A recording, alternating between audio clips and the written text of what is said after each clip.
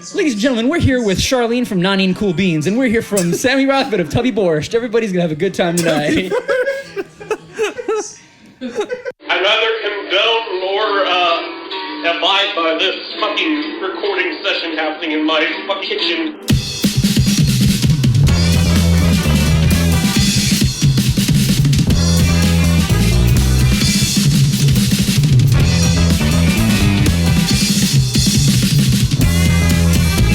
Psychedelic Space Beef Band. God damn it. Welcome to another episode of Lost Beat 6. It's been a little while. Probably the last one was early January, so like 6 weeks. You know, we're finally back here.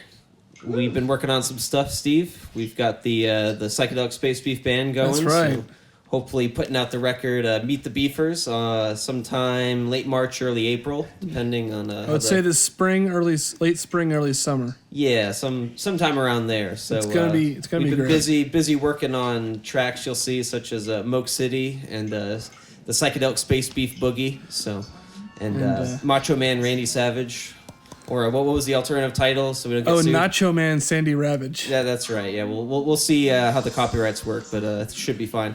So, yeah, it's looking good. It's working hard. Yeah, no, I'm really excited about the record. You know, a lot of these songs are fucking 4 years old by now, or somewhere around there. So, you know, like the Space Beef Flan EP, we're gonna include those tracks. It'll be a full length album. We'll have I think it's 11 tracks. So we're very nearly done, and we've got some really gonzo takes of bong rips and other stuff. So we got some real gnarly sounds. It's It's pretty a dank, nasty record. I think I can confidently say no one has heard anything quite like it. Yeah, we're breaking new grounds. We've got new genres like derp funk and what was the other one? And I forgot the other one. Yeah, me too. Yeah, it must have been not that important. What else is on the agenda here, Steve? We have in the studio in the beef center, we got our good friends Sammy Rothman and Charlene Gibbs, Tubby Boots, and Nahneen Kula fame. Yeah, they're pretty good. Nice, it's pretty awesome. Right, and also we have superfan Ryan here. Oh yeah, no, the man behind the song, Punish Steve's 2017 that's right, tentative title. Ryan, how's it going? Pretty good. Yeah. He's nodding in a. Do you not want to talk about the song at all, or? What's there to talk about? Plenty. Maybe inspiration behind the music. La inspiración de la canción es porque mi amigo Stefan es muy solito, muy triste. Es un virgen y por muchos años. Yeah, that's about it. Años y años. He's just a sad-ass, lonely guy. Una vida sin mujeres, sin niñas. Muchos años solitos. Yeah, it's true. All right. I don't lie about this shit. So, that's That sums it up pretty well. Yeah. From someone that didn't understand any of that, I did. Sounded about right. Yeah. We're gonna go ahead and start it off. Bouncing through the air, it's almost criminal to face the walls of timeless fury.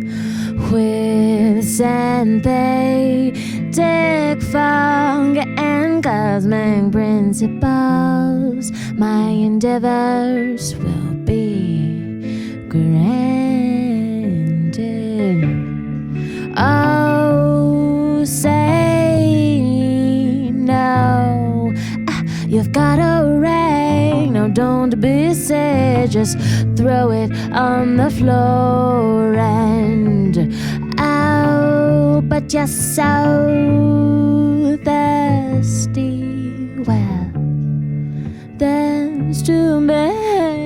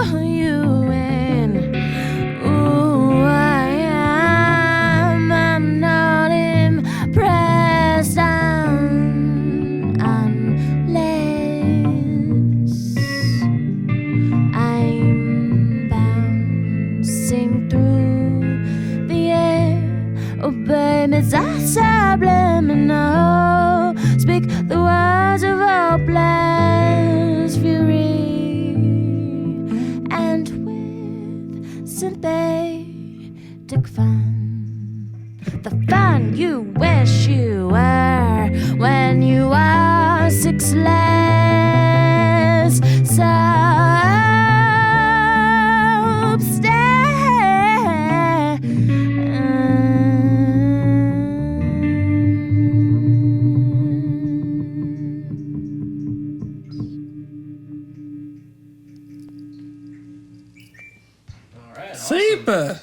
Super. Nice. Excellent. All right, you want to finally crack open that beer Yeah, there, Ryan? yeah, go ahead. I've been holding out here. Well, I'm working on it. while he's doing that, It's Charlene, Sammy, welcome on the show. Glad to have you We're here. so happy to have you here. Hope you enjoyed the food earlier. Oh my the God. beef. Dude. I love beef, man. You can't Yeah. beef it without actually eating beef. Yeah, so seriously, That's the way though. that's the way this has Should to we describe start. it to the listeners just to explain what that beef was all about? Oh put on yeah, the I'll punch, let Steve, Was so you know. about? I It was know. I know. What? Let's let Shout out to Winco because they fucking hooked it up. Winco is the shit. Yeah, they're You like looked it up. I asked the butcher where to get the thing. That's about it. But how did you like it? Because that's my first time smoking brisket. It was amazing. Well, and I said, it was some of the best, better than I've ever, even some restaurant ones that I've had in the That's- world. that's- bodes well I'm for so the flattered. smoker. You'll It get a check in the does. mail. Yeah, I'm excited it's about this. incredible. And So I this, get to eat this every podcast, so I'm the real beneficiary here. That's really unfair. That I haven't done anything quite like that, and it was a pretty daring. I was a little nervous how And you this would woke turn up out. at 6:30 this morning to I start woke up smoking, at right? 6-ish. to get All the day thing on. affair. And you smoked it until I think we left your place at 8 o'clock, 7:30. About 6 in the afternoon. No, we left That was way later than than that, 6, bro. dude. 7. It was later than that too. Really? Yeah, it's pretty late. 7:30. Oh, it's Yeah, true. I was very hungry. I remember because when we drove up, it was I think 4-ish, and that's when we got blenders, and I was like, man, I'm really hungry even after this blenders. At least we're only eating in an hour, and then it wasn't. Right. But it was the longer that we waited, the better it tasted. 'Cause Yeah, it was unbelievable. Might I say, it was very juicy, not dry at all. It was like totally a juice machine. The outside though, that crisp, that layer. Yeah, I was just licking The skin. the skin. Oh, is that skin? Yeah, whatever it is. Yeah, whatever that. You're out the your I think synthetic it's called skin if that it's you done created. if it's done too well, it's called bark. Oh, I don't think really? it's done too well. So- I could still taste the seasoning on it. That's good. Yeah. Thank you so. I mean, that's No, that's thank you. awesome. Yeah, it went So, well, I gotta say. I'm glad. And also, Ryan, good job on the goulash. Am I saying Yeah. that right? Yeah. All right. Yeah, man. Goulash, Scratch. goulash. Yeah, that turned out really well too. Yeah. Sourdough into it. Yeah, and in Hungarian it translates roughly. The fuck, I fucked it up. It's not. It's a joke now. I was gonna say it was trash soup. Trash. But Steve's meat is neat. Yeah. Good shit. He's kind of, And you know what's interesting is that Fishing. that song, Unless, is actually about beef. Really? Yeah, a beef with Damn. humanity.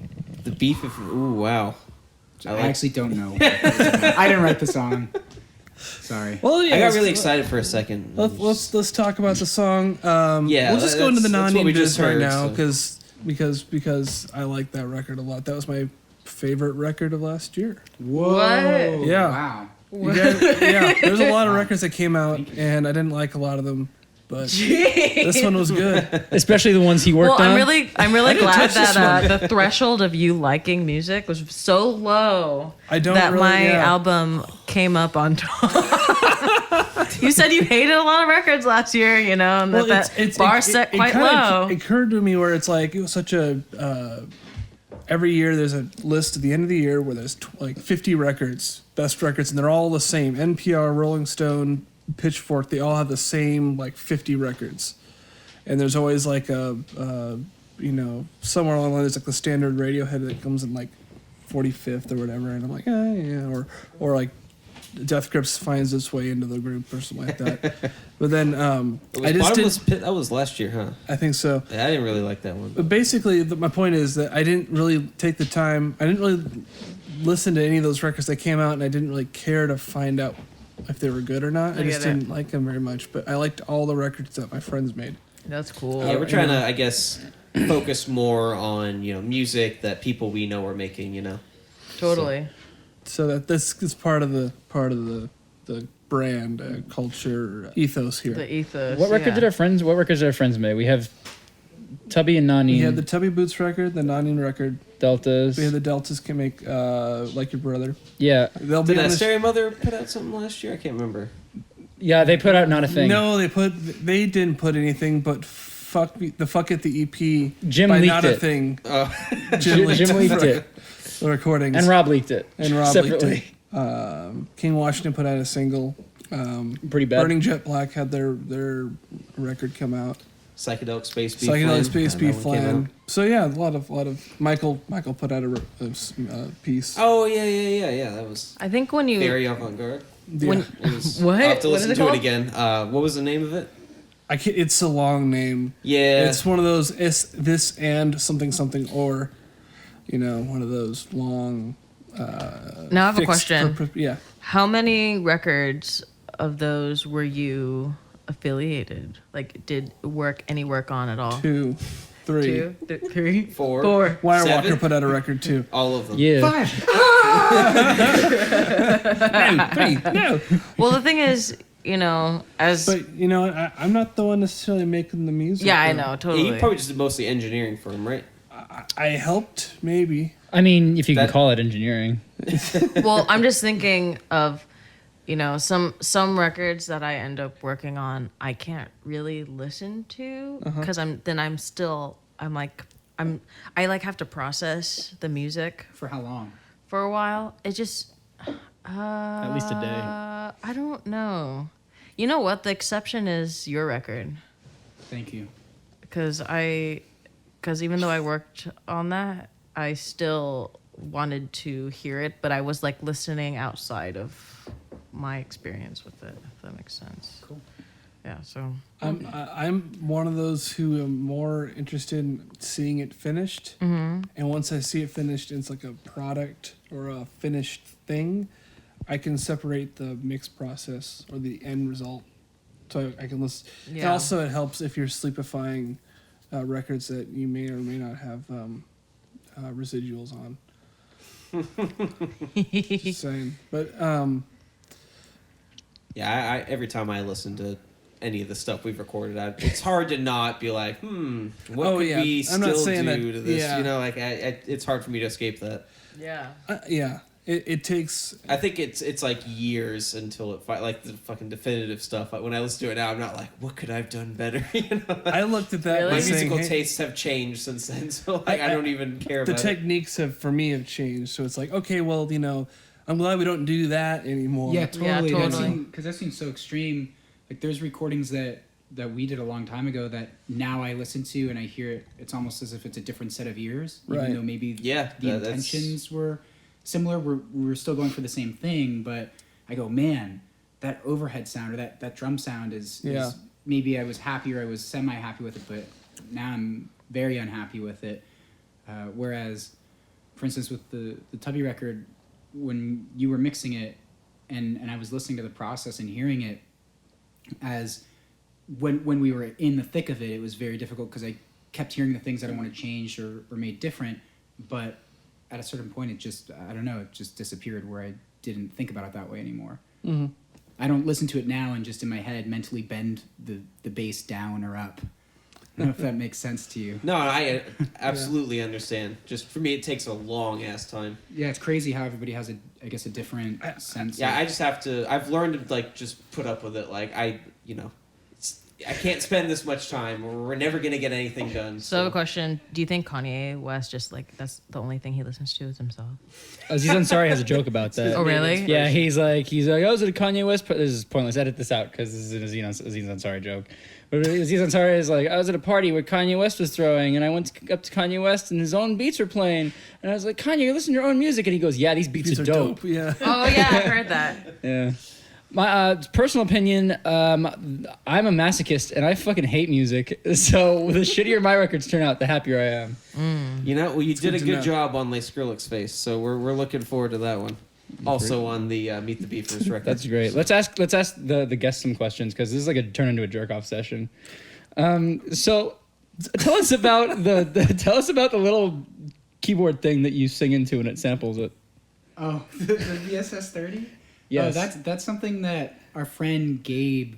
He's in a band called Bikos and another band called Brochure, and he introduced Kyle and I to this concept, and it's this old Yamaha keyboard, which I probably shouldn't even talk about it, because if anybody hears about it, then who knows, the They'll price want it. could go up more and more, but I think it was made famous by Sigur Rós. They use it on stage, and actually Broadcast is another band that Charlene's really influenced by, and they used to use that, or one of the versions of it.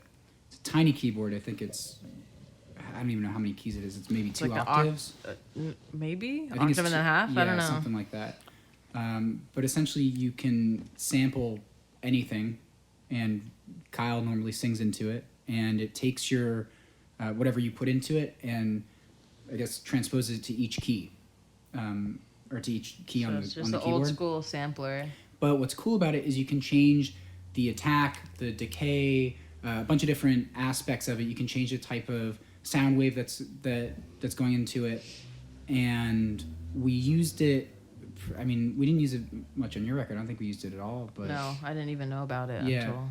but on the your Tubby record. record, we used it on almost every song, and so we do these really interesting. I guess what we would do is we'd listen to a part and go, what type of key sound do we need for it? Is it something that needs to be attacky or something that needs to be long and drawn out?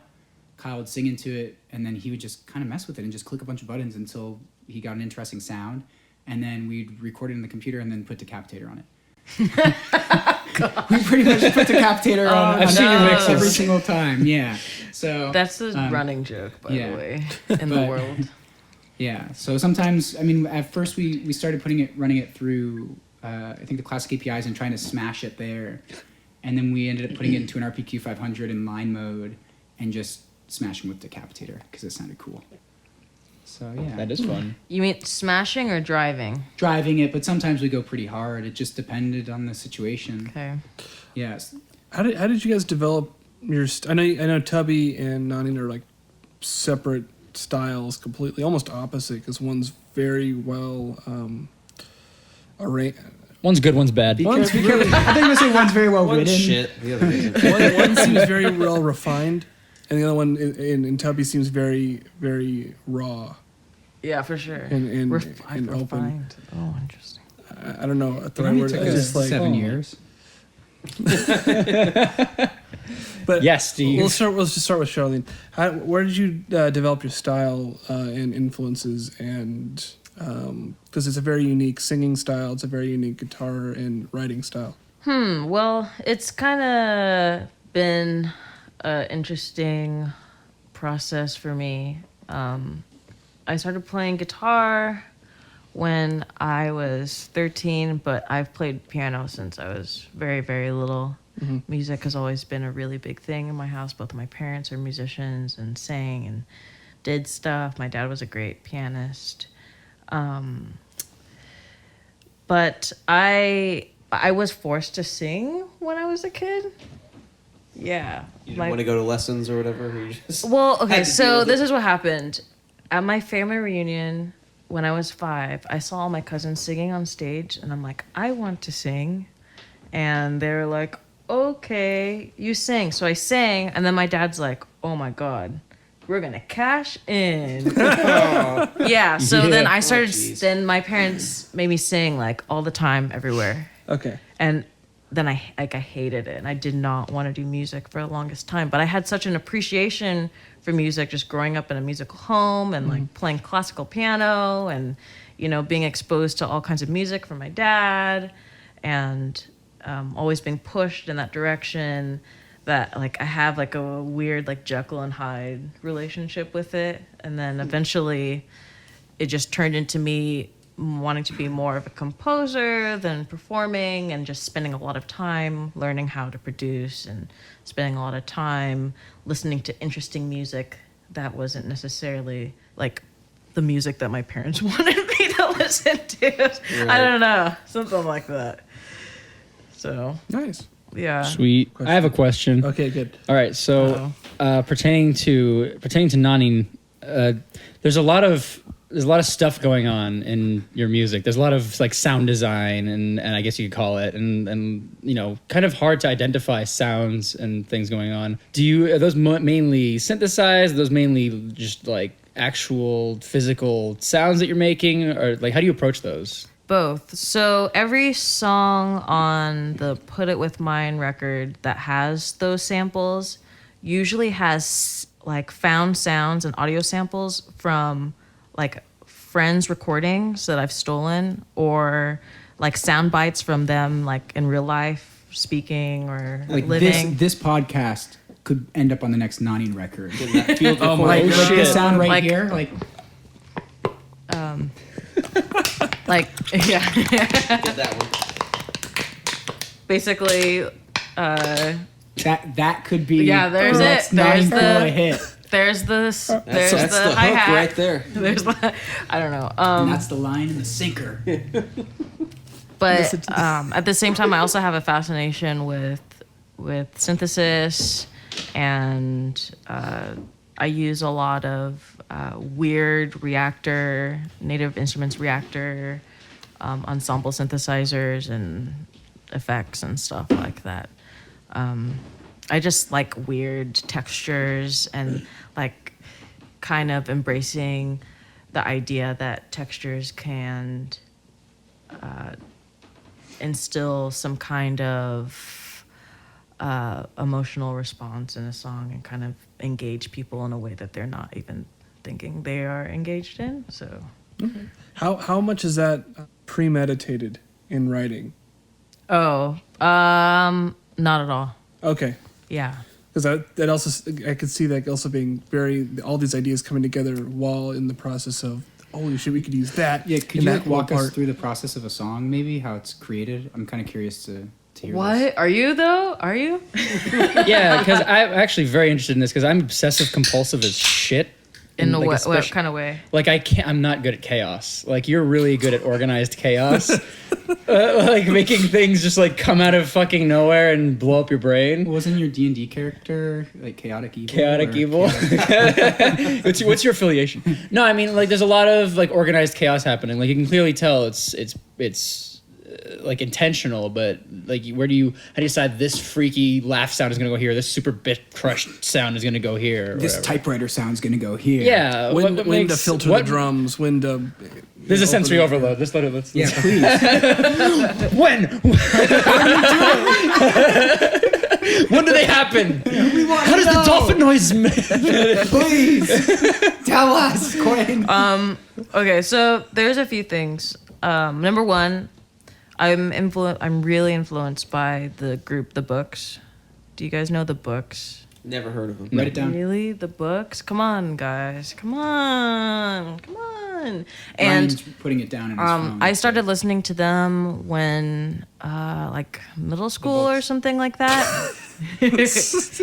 And they opened me up to the idea of creating tension and dynamics in a story with found sounds and like moments, captured moments.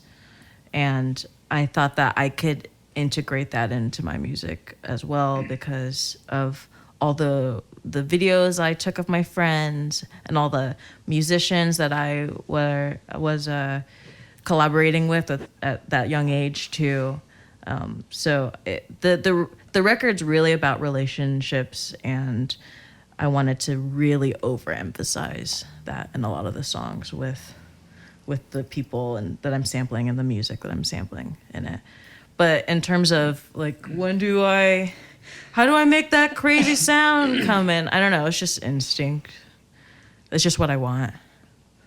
I mean, when I've seen you do fair it enough. too, at times I'm speaking from an outside perspective because I have nothing to do with that. So I kind of see it as like painting a picture too. So sometimes in portions of songs, like when we're writing music together, she'll say we need to get really quiet at this part, or this dynamic needs to be this way, and I've noticed that the way the parts that you come up with, the way that they relate to those sections, is that sometimes they'll fill that in, or they'll emphasize things, or they'll just be crazy and out of nowhere. But I don't know really how to explain it.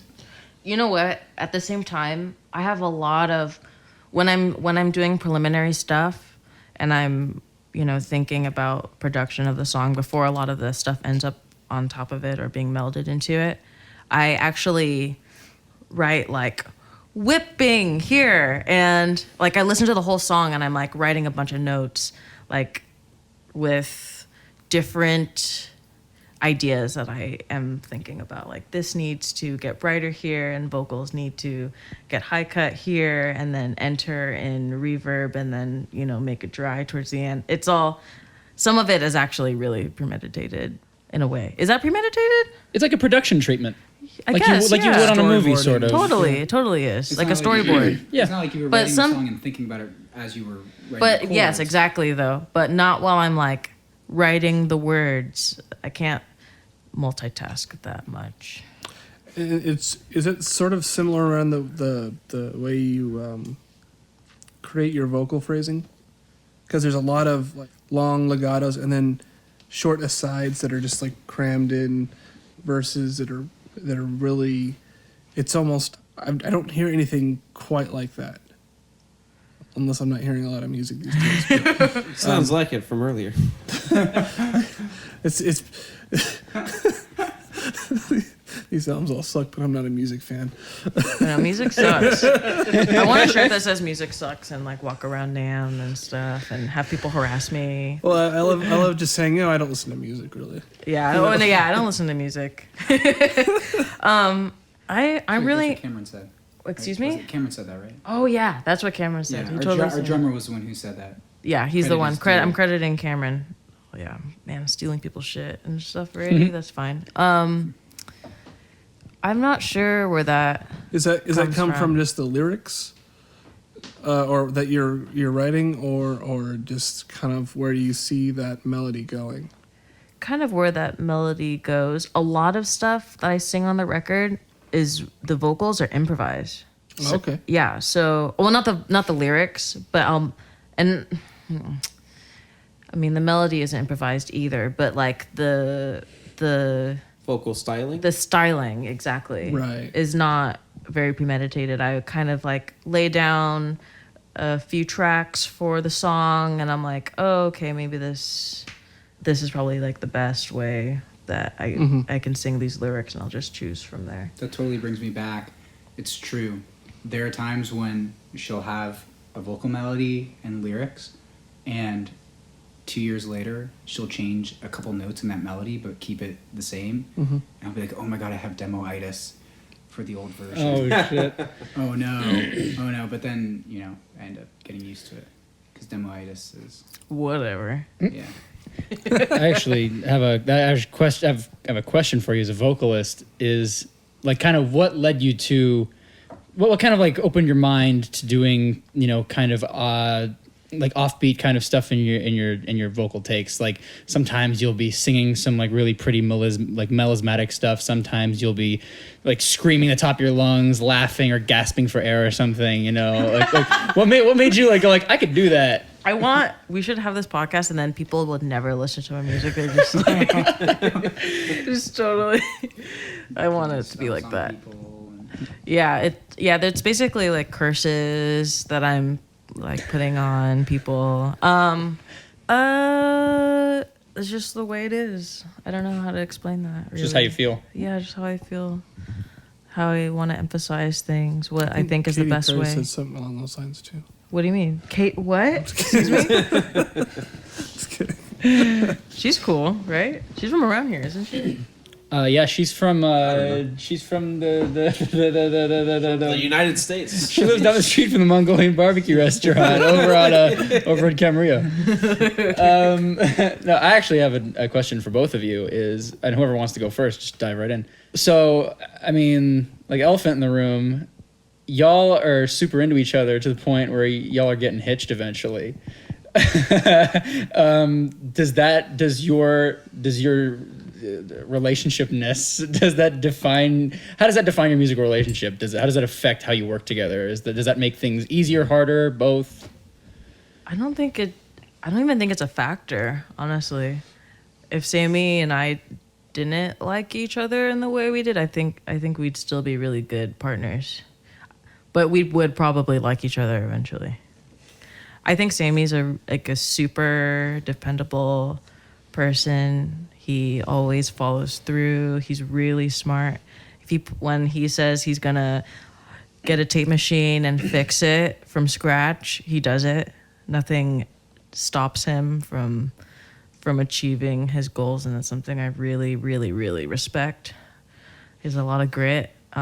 Also, he's an excellent bass player and has a really great ear. But I mean, just because I like him a lot isn't a bias in that. You know what I mean? I don't think he's really good. He's your fiance. You can say love. Nah, I just like him. He's a really good friend. He's a really good friend. Let's leave it at that. He's a really nice guy. I like all that was said there, and I'm done. Is it like but not like, Into the or podcast. is it? It might be like at this point. Okay. Oof. Yeah. Stay tuned. Stay tuned. It's getting serious. What about Sammy? You feel the same way or different? Or Thank you. I'm the opposite, so I kind of just leech off of those great Sammy factors. No, I don't really. I hadn't really thought about that in musical terms. Yeah, but we work together too. So, like in our Professional jobs. lives. So it's really interesting because we pretty much do everything together to the point where we even play Zelda together. And if we had a Switch, we'd be playing it right now. like those freaking people up there who've been playing all night. those freaking people who graciously lent us their home. Those freaking people. Yeah.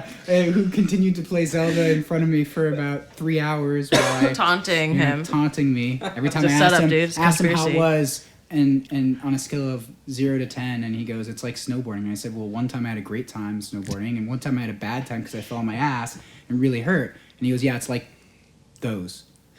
I said, what do you mean? It's like those. That's great. That's a great but- I answer. assume it was Jay that said that. It sounds like something he would say.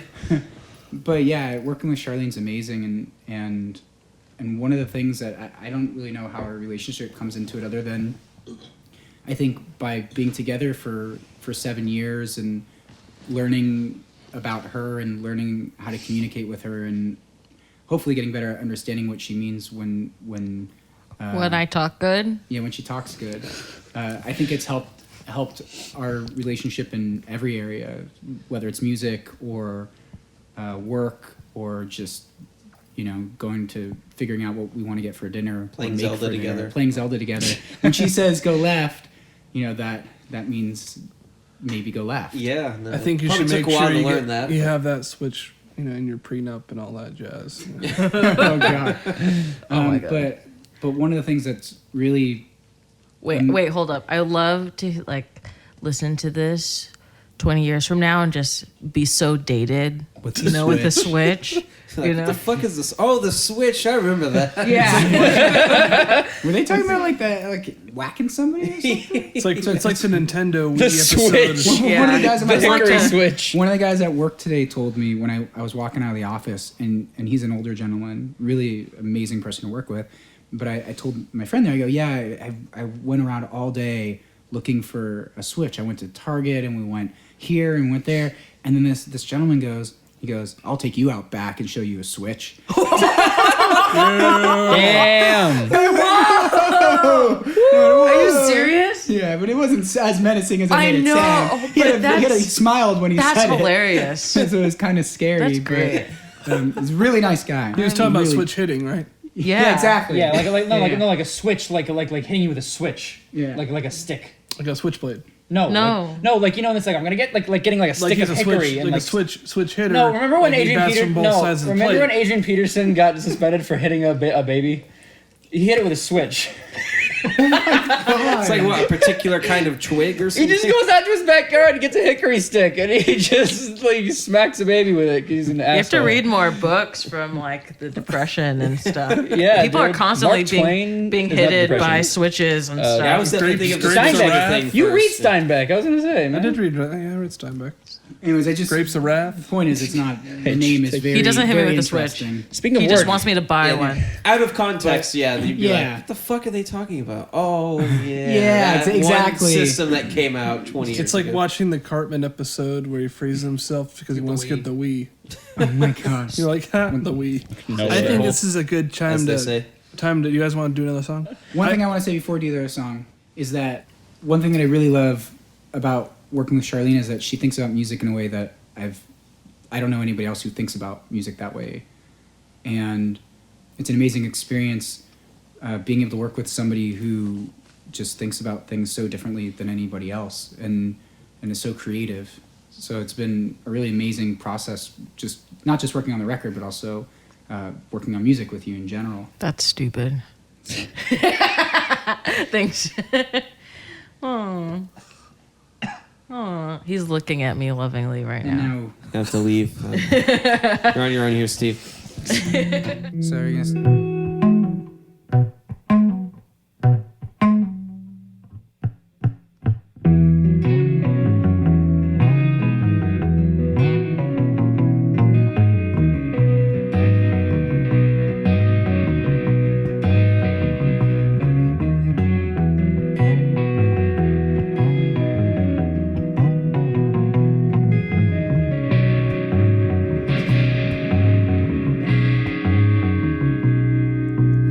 Certainly I'd best to be giving in. You spent all your luck on the mystery, and now you're here so soon. I suppose it's quite confusing when we chose whither we bloomed. Fortunately, we ended up with the product like us. We ended up with something we're proud of. I don't know exactly what you're into. I don't know if we even should continue. It's just the things that make us whole, yeah, make us different. It signifies the interesting oversight of the best and the worst of the best. What keeps you like this in these highs and states of momentary bliss? What keeps you clever will keep you most likely forever.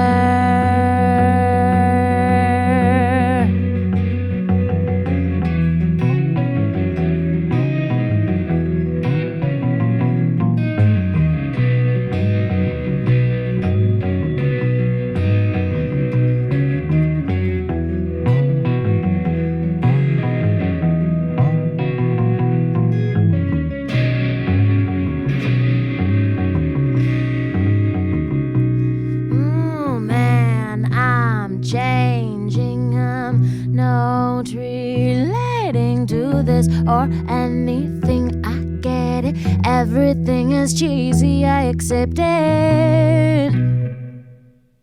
You think everything's your fault, but you don't even have a single bad thought.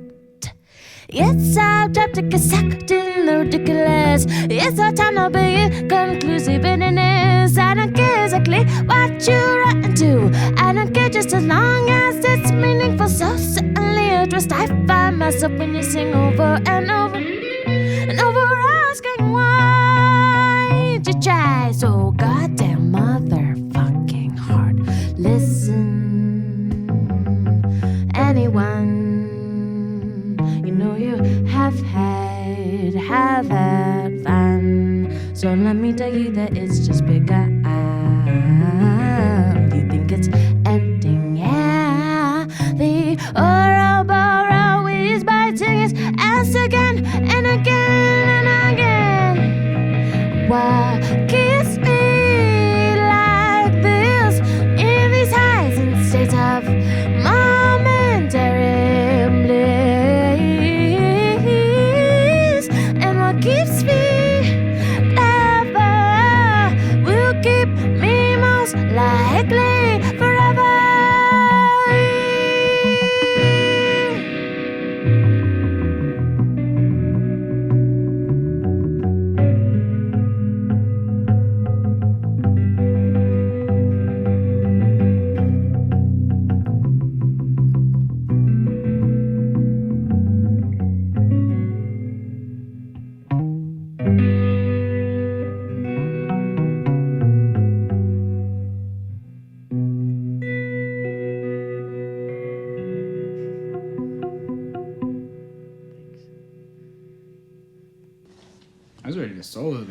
know. I was gonna go into I can it. fucking tell. I wasn't prepared. Nice. Shit. Good stuff. That was wonderful. That one gets That me was really- too. Oh no. Oh, I'm sorry. No, it's Ryan, good. Ryan gets the feels. I get just the get. I can't. I just think. get a boner. I just get a boner. Steve just he rock cries. hard. I just. But It's all crying just through different holes. Yeah, different. It's crimes. Crimes, yeah. Crying Crimes through crimes. different holes. Yeah, it's crimes through different holes. That's the name of my next record, by the way. Crimes through different holes. I can't Semen wait to is hear the it. Tears of the Dick. The Firewalker, lead crimes single. through different holes. Everybody. just like laughter is the Kalashnikov of the pacifist. Anyway, How'd the Hoffman laugh. sound? shit. So high. That's too bad. No, What I it's meant to sounds say, cool. he gets I'll the actually feels. ask I for just that jaw second. drop, and I'm like, oh my gosh. We're about short on time, but we want to have you. Thank you for having us on. Thank you for being. Thank you for coming having on. us Thank you for letting we wanna me thank be my you for copyrighted coming on the material. show. I One. think is Oh what wait, Steve you know. was trying to say. Go. Just, So anyway, thanks so much for coming on the show. Thanks for inviting us and This for is- feeding us, dude. You, Yeah, thank you made you. us the Yeah. the best brisket we've ever had. There was goulash. There was bread. There was refreshy for me. Is Just that how you speaking pronounce of that? refreshy, refresh. one drink, simple happiness. But of course. No booze, huh? No, check this out. Yeah, I don't drink. Just before we get into this, I think Eric will really appreciate this. This was my car about This was his car. a month ago. About a month ago. I really have a refreshy thing going on. Really have a Really refreshy, huh? thing.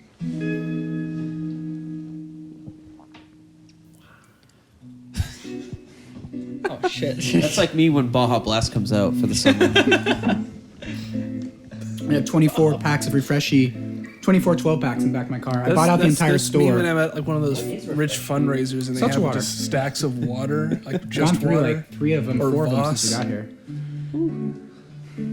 All right. Hey, pass me one of those refreshies. So, Oh, yeah, of before course. We No, I go, don't want before we that. go, Is there do you guys an want to actual- talk They're about over this? there. The, Okay, I'll If we get can get out. over there. That's cool. what's Okay. the last number and what's it kind of about? And This song is about Refreshy. this Drink fresh. Can of seltzer water. about a can of seltzer water. Named Freshy. The song's called Mind Control, and it's about the relationship between this prostitute and her Addiction client to refreshy. and her addiction to seltzer water, and Sorry, her coming back from the grave to haunt her refried. her refreshy. The trick in the John. Yeah, basically. 1. Wait, 2. you start the song. Yeah. Shh. 1. Guys, we need to be serious before we start Silent. the song. Shh, shh, shh, shh. Everybody, take a deep breath.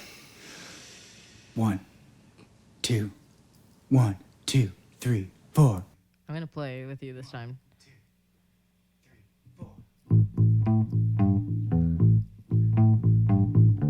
All right.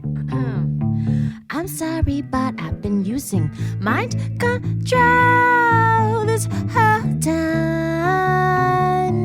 I'm sorry, but I regret to inform you that I can't die. Listen up, you house. You never listen. You start screaming for more. They were all not listen. No one ever listens. Anticipation prisons only got one door.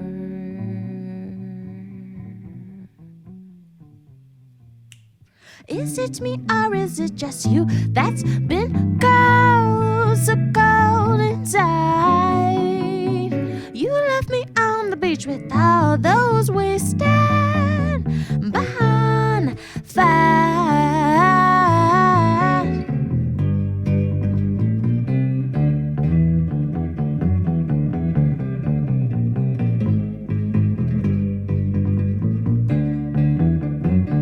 Rubbing you the right way rubs you the wrong way.